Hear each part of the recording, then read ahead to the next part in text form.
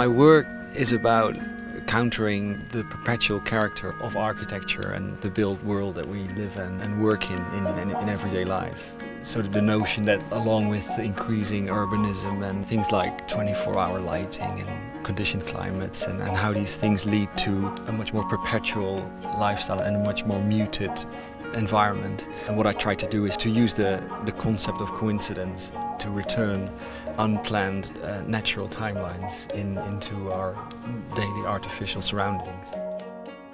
Perrier-Jouët asked me to look into Art Nouveau. I think the most beautiful part of the whole project is that they weren't very set on having a specific result, but it left me a great amount of freedom to do so. I started looking at Art Nouveau and how it sat in its time. And looking at that in detail, you quite clearly see the way that industry and technology of the time was affecting the style.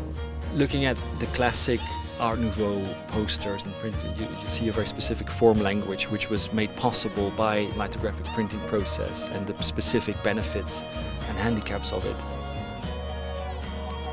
The materials that I'm very interested in are materials with a narrative quality to it, and water obviously being the material essence of Perrier-Jouët.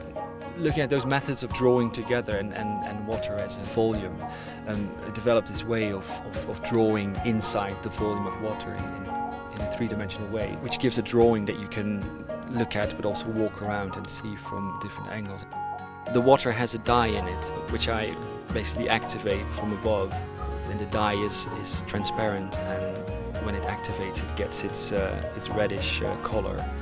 It stays translucent, it becomes a filter for the light. The shape of the glass was made such that the round bottom of the containers, when filled with this water, become a lens, and the lens through which the drawings that are in the water are projected to the outside space. So something that you can look at, but also something that you can walk in.